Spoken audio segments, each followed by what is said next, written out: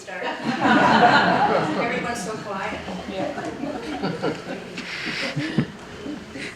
You're just meditating before the poetry, because it'll be so profound, of course, that you have to create a space for it. This one's in Gorrolaus. I've got that word written out under the first group of fiddles tunes, and it sounds like this.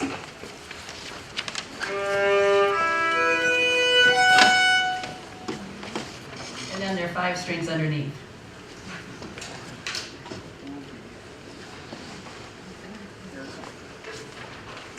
My other fiddle is in Nedstilt tuning.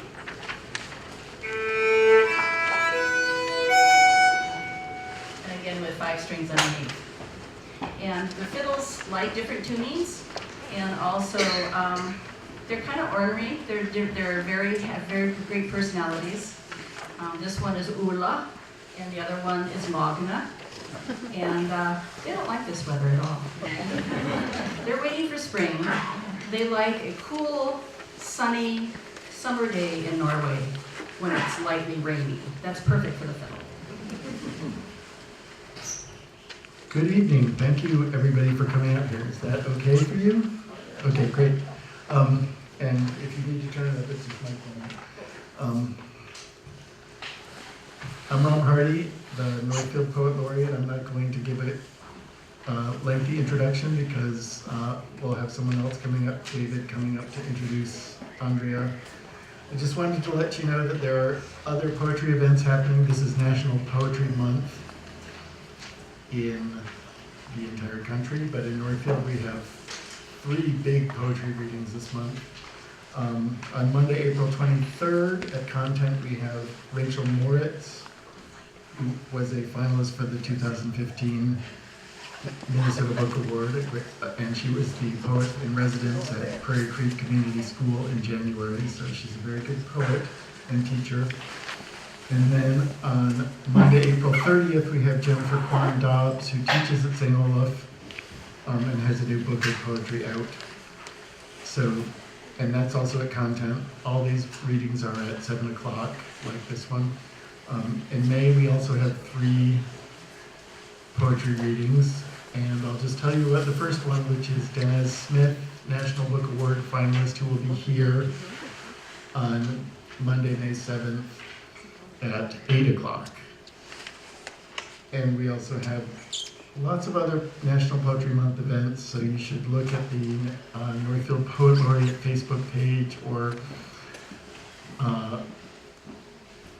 the Northfield Public Library website to find out what those events are. But now I'm going to get out of the way and invite David Lee up here to introduce Andrea. Thank you all for coming.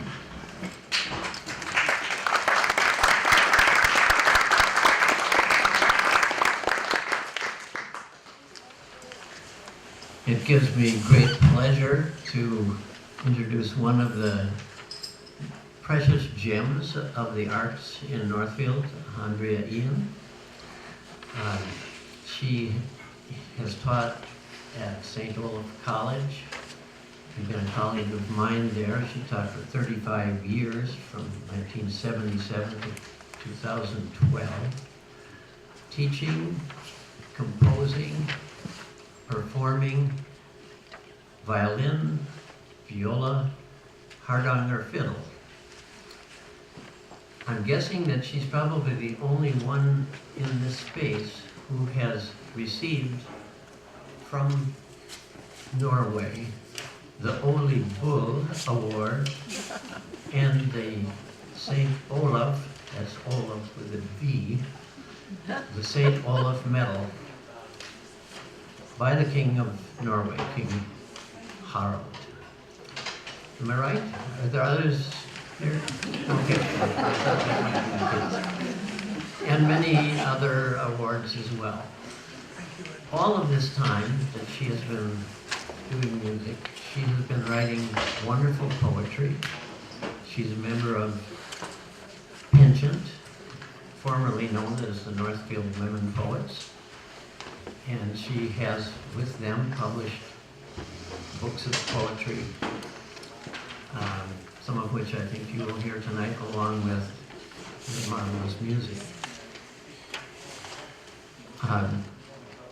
As a more personal note, I should report that a few years ago, Andrea joined Karen and me in an automobile for a 4-day, 1,800-mile drive from Northfield to Holden Village in the North Cascade Mountains. And remarkably, we emerged from the car with our sanity and still being friends. And another personal note, when our daughter Allison was married in Bow Chapel a year and a half ago, the wedding procession was led by Andrea playing hard on her fiddle. She's a person of many talents, and I know that you will enjoy experiencing them tonight. Andrea.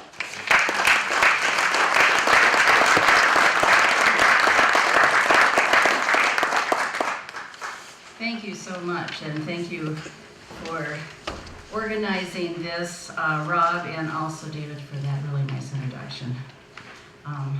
We also had a wonderful poetry reading. Karen Herseth-Wee and I had a poetry reading in a little cabin at Holden Village that was just perfect with a crackling fire. Do you remember that? It was just kind of a great place. We don't have a crackling fire, but this is a really nice spot. And wait till you hear the Hardanger fiddle in here. It's perfect for that. It really is. So you all have, I hope, programs. And I'm a musician, I had to make a program. Plus I thought, well, if you don't understand the poem, at least you can see the title, you know. Okay. Aspen Leaves.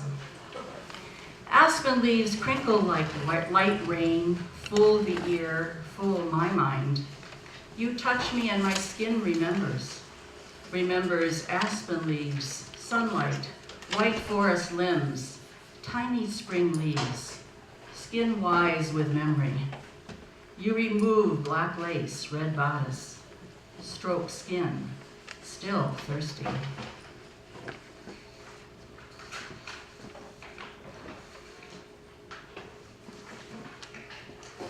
We had a chapbook series a number of years ago, and even though this is a very slim book of poems, I was so thrilled to have this artifact, because this was before I had put out my CD, and I realized as a musician, you never have an artifact.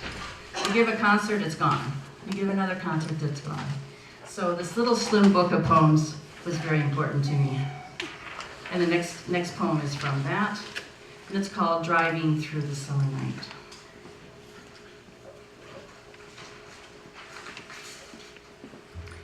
Driving through the summer night, with windows open, it feels reckless, careening on blacktop between rows of corn and soybeans.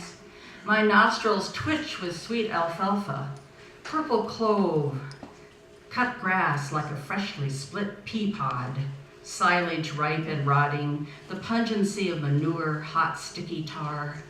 As I race through pockets of cool water-scented air, trees bend, shades of green are bleached by starlight. I see the eyes of a deer, hear crickets and frogs, the cow's low solitary bellow across the water meadows. On a night like this, love for you wells up like sweet tears.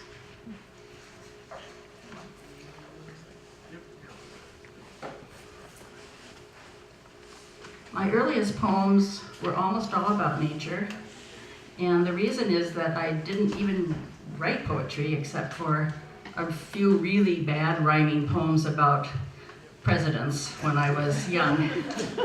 I remember there was a part where George Washington, he signed the Declaration of Independence with a feather, and it rhymed with leather or something like that. This poem is called Passing Over. And I remember exactly where I wrote it. I was at that wonderful little postage stamp prairie up in Carleton. You remember that little spot that has this beautiful view over the Carleton campus? There was a bench there, and it was just an amazing October day. Passing over. Distant rustles, death shakes with trembling fingers the Giacometti bone shapes. Plants become sculptural before their season is done. Milkweed pods open like two cupped hands joined at the wrist. Aftermath, tiny asters, wisps of white silk, brass sheafs. Soon to be pressed under winter's weight. Prairie flowers desiccated, cone centers on dry stalks, petals dropped a month ago. Prickly seed balls, hiked to rooting spots. Ambulatory fur fabric. Rutilated edges, rust-brown leaves hang at odd angles. Let it be such a fine October morning as this, when I am called on a last walk through this radiant dying.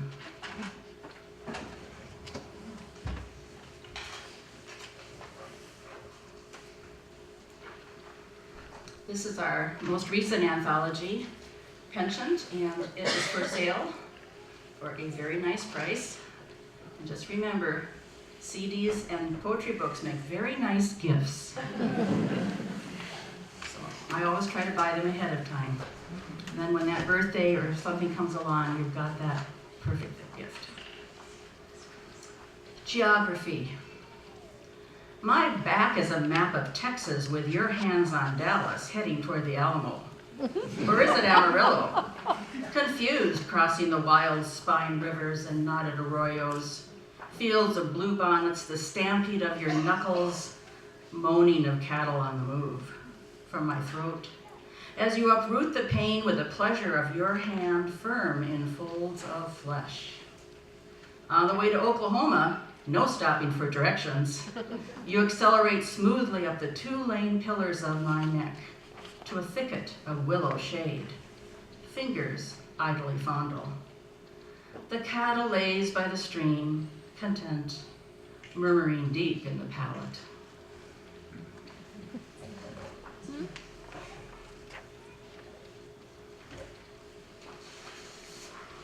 When I was looking for correspondences between my poems and my pieces I've composed, what's the feedback coming from here? Do you know what it is?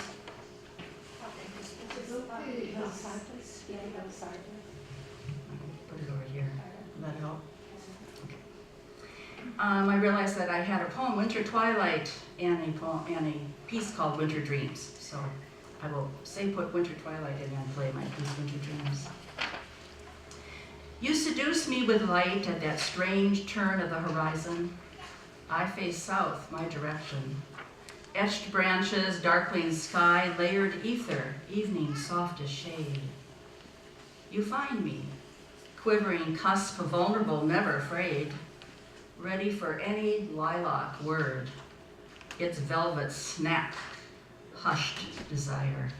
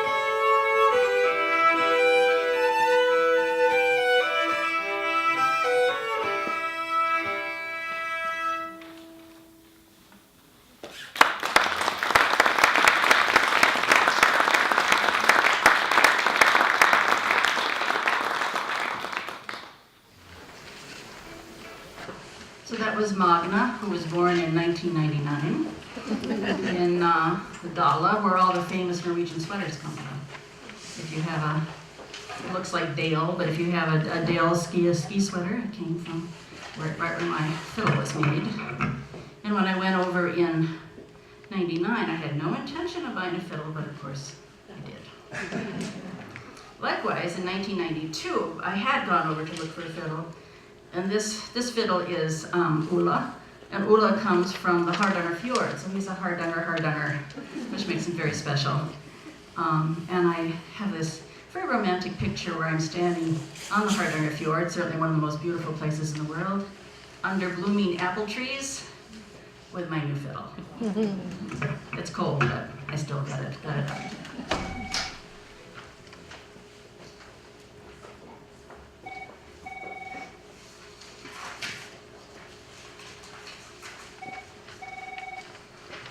So this is the Norway set. I have a lot more poems about Norway. I thought I'd start with one that's part of the kind of national romantic idea. When you first go to Norway and your, in my case, grandfather was born there and great-grandparents was born there on the other side, you feel so romantic about the country. And it takes a while to get over that. You get a more realistic sense of the country. I've been there, I think, 11 times now, so I love it, and I also understand a deeper aspect of Norwegian culture. But this comes from my early wonder at being in Norway. The other thing to know about this is that I always spent time living on the farm where my grandfather was born, which is called Eengaard, or the Een farm. Gård just means farm. So that's where I am in this poem. May dance at Eengaard. I play my fiddle, lose myself again on this land which has carried my name since before the Black Death. Out of time. Spring is late this year, it will be lost in summer. My fiddle conjures ancestral spirits who crossed to dance rule in a prairie farmhouse, set among waves of wheat and corn. Out of time. American offbeat accents kick, knife-edged, witty. They clog on the levees, tap Broadway rhythms in my head. Circle, you phantoms, in ecstatic whirling round, the end, the beginning. Twirl with me this spring green dance above a river, tumbling westward to the sea. I play my fiddle and lose myself in time.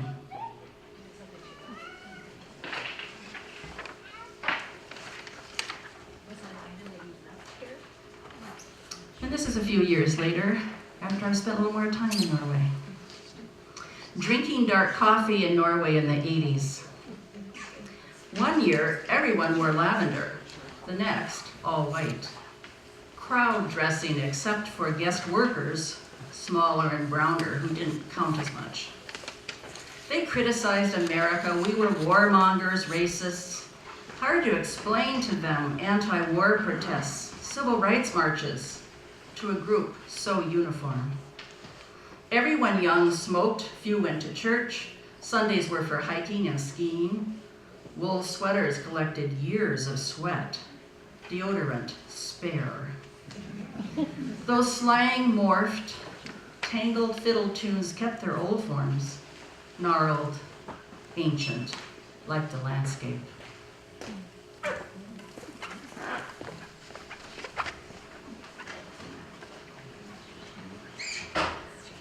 I had a wonderful teacher of English and social studies in 7th and 8th grade named Don Sorensen. And he was a friend of the family too, so after many years later, after he was no longer my teacher, I got a real friendship with him. And he was a person that liked to speculate a lot about immigrant history. He was Danish immigrant, and had grown up in North Dakota and had married a Norwegian immigrant from there. Elegy for Don Sorensen, 1928 to 1983. I think now of your blue-eyed Viking gaze. The hawk knows it smells salt water in the middle of North America. In the early spring churchyard air, you helped me trace the old Norwegian farm names on the stones. We talked of pioneer forbearance, looked at hills as rocky and windswept as that distant country. A year and a half later, I visited you in the hospital room. Play some of those old fiddle tunes again, you said. With bow's breath and heart's drone, I played the dissonant harmonies, the quarter-tone tears of those who had made the journey.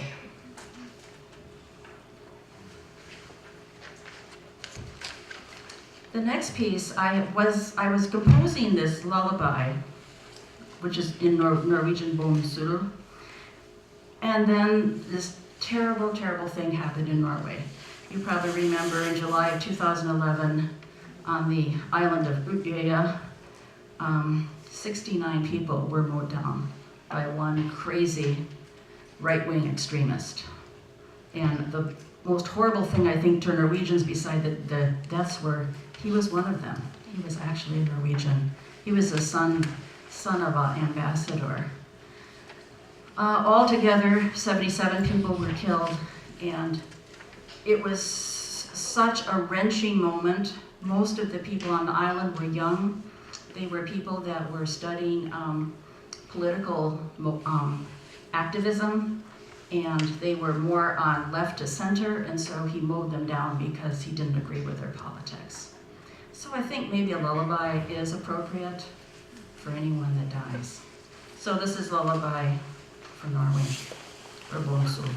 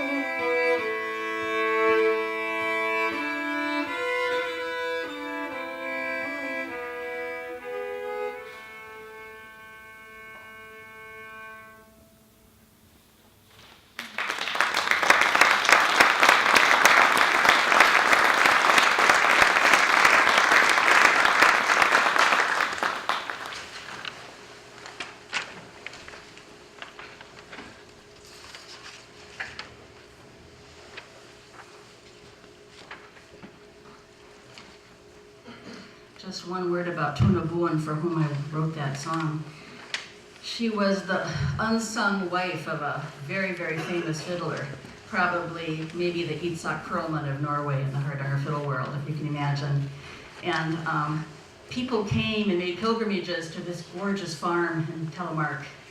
And she had to provide coffee, and coffee in Norway means like a huge spread with about 4 different kinds of cakes and lots of little sandwiches. And she did it graciously. But no one ever really said that she was special. So I composed this tune for her, and when she and her husband came to teach at the Hardanger Fiddle Association of America meeting at Folklore Village in Wisconsin, I played this for her, and she came running up the aisle after I finished it and just was tears running down her face. It was such a great moment to think, I recognized a woman who was unsung, or unfiddled in this case, I guess. She certainly deserved that. She was also a fabulous dancer, so that's why I made a waltz for her. Part 3, of course, is family. I've written a lot of pieces about family, and I'm so lucky because I come from great storytellers and two families that really know their own history. My dad is a great storyteller. He's still telling stories that sometimes slightly change in their details, so I don't know if they're true or not, but I think they are. I think he just remembers different details. And my mom has always been a fabulous singer who sang all the songs that her mother and family members had sung around the piano. So I've just got so many wonderful ways of knowing about stories. So most of my, I think, poems are narrative in structure. They're often about family stories that I've heard from my dad or my mom, or they're nature stories. So those are kind of the two things that I do. I've tried to write political poems, but I'm not good at it.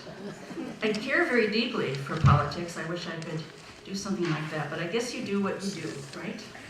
And you shouldn't apologize for it. So I'm going to read these poems that are mostly about family events or the deepest memories that I have. The first one comes from probably one of the earliest memories I have when I'm 2.5 years old in 1949, so I guess you can figure out my age here. And it's called Secret Places. Meadow Township, July 1949. 2.5 years old, towhead, sunsuit, and sandals. She looks for the hidden eggs in the sharp, prickly straw, places them in her grandma's basket, and walks between squawking hens and apple trees to the clapboard house with a pump in the front yard. Bingo's battered metal dish has dead flies floating in it. Bridal wreath and snowball bushes line the front of the house. Her grandpa, in large gray and white striped overalls, grinds away on the red tractor in the distant field. Buzzing flies are everywhere. Bingo slobbers with a half-chewed rubber ball in his mouth, wagging to get her attention. The house is filled with old farm and home magazines, church hymnals, strange fish smells. Her grandpa eats only fish, potatoes, and bread. 5 fresh loaves sit on the oilcloth table. Her grandma spreads a piece with homemade apple butter, dark with cinnamon. She puts the basket of eggs on the table, 4 brown speckled and 2 white this morning. Later they will make sugar cookies, cut out with a turned over glass. The eggs will disappear one by one into the cookie dough. It is their shared secret. They laugh together silently with their eyes, her grandma's huge bosom heaving. She likes the secret places at Meadow, the belfry of the church next door where her grandpa rings the bell on Sundays, grass alleys of the cemetery, haymows in which to jump and hide with her cousins. On this farm, no one has time for sweet words and kisses, but she is noticed and, like a fragile egg, carefully cradled.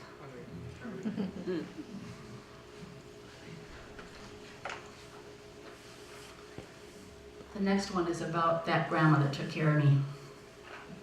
Portrait. Little Lavina, they called you, distinguished you from Big Lavina.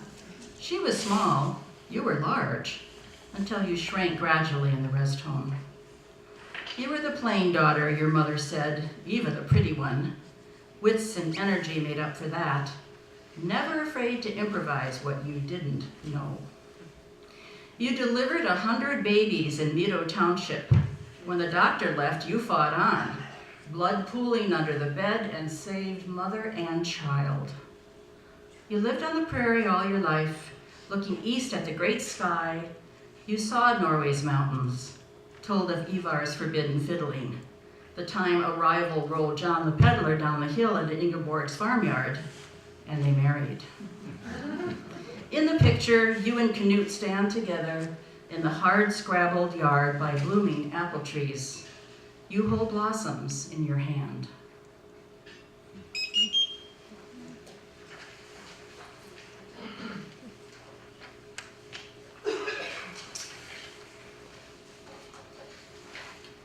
This is an older anthology. I don't know if it's still in print, but it's a rich salt place. It's one of my favorites that the Northfield women poets put out. And I have a poem about the grandmother that I saw more often because she lived in Mankato. Bess and Will. In her house there were mauve odors in drawers, closets full of elegant dress-up clothes, a black straw hat with masses of roses, my favorite. On the sleeping porch, gold-bossed books which John Anderson, the roomer, had left 20 years before. A Grecian-draped lady posed with a lyre, pastel covers with Art Deco lettering, songs they sang together. She washed, ironed, cleaned in the morning, played canasta with Elsa through pale afternoons. In the evening, Will came up from the cellar where he puttered about, whistling Golden Days, and made root beer floats for us. At night, I slept with her in the bedroom with the large flower faces on the wall. She took out her teeth, laid them in a shell pink cup, and sang a quiet German prayer. They had not sung together for years.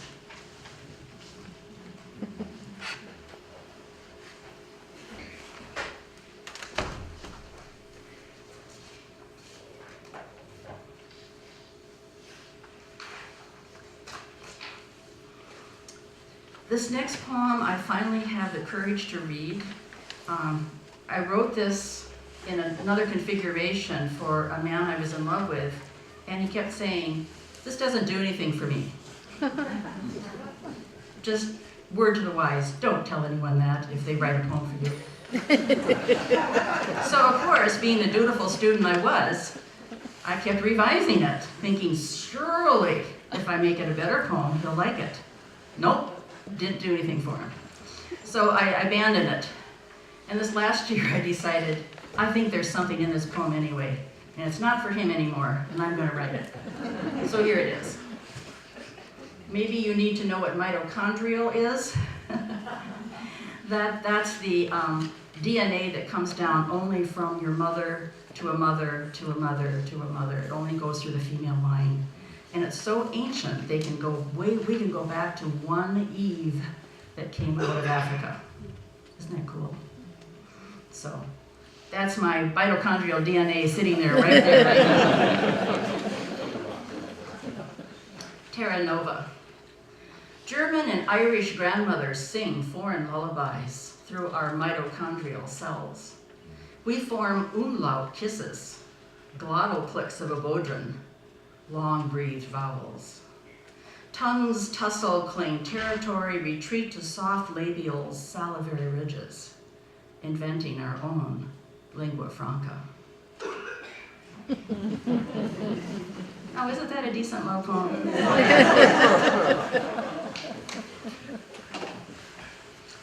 Well, it was kind of, it was clear that there was something wrong with this relationship.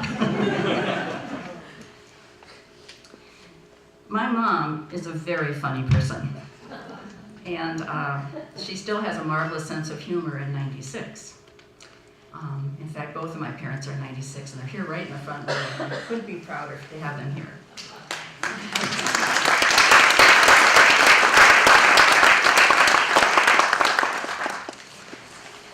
poem took place when Mom was a mere 94.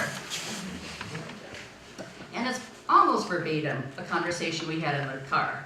You know how you have interesting conversations with your relatives when you're driving somewhere. Mom at 94. Where are we going? To the doctor to look at your skin. Have I been there before? No, but it isn't far. Where are we going? Mom, I just told you a minute ago, to the doctor. Where? To the doctor. The cute one whose name sounds like Kolachki. If I had married Bernie, I would have had a doctor, but he was Catholic and too short. Mom, you did get a doctor, a PhD. You're right. I knew that Dad was smarter than Ralph, and Dad sang in tune. Ralph went off pitch in our duet, but he had a nicer car, a Terra plane. A what? That sounds like a flying dinosaur. Didn't Dad drive a Fuller Brush car? Yes, but he didn't own it. It said on the bumper, I'm fine and dandy, how are you? And his name was Andy. Must have been a little embarrassing on dates. You seem to have had lots of boyfriends in college. Well, they're all dead now. Except Bernie. Good old Dad outlasted them all.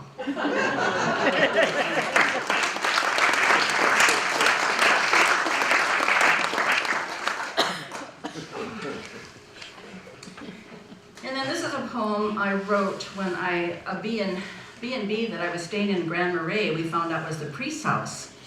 And I was in the confessional. So it made me give an idea of sleeping in the confessional. I thought, what could be a better title for a poem? So this is kind of, I guess this is a mea culpa about what it feels like to get old. Sleeping in the confessional. 7 deadly sins swirl in dreams. Gluttony, the only one in serious play at this age. Lust for another's husband, purely theoretical. Most of them thoroughly discredited by their wives, your friends. Wrath at inequality is renamed social justice. Pride stays hidden in our hearts because few remember what we did long ago or even care. Greed for a larger mutual fund, yacht, a second house in Provence can morph into envy of those who have the above. Sloth is merely a new sleeping schedule. Sleeping late every day and sipping espresso mid-morning with the times. But gluttony fills the void of age with creamy, silky, salty, spicy, crunchy, covering our losses.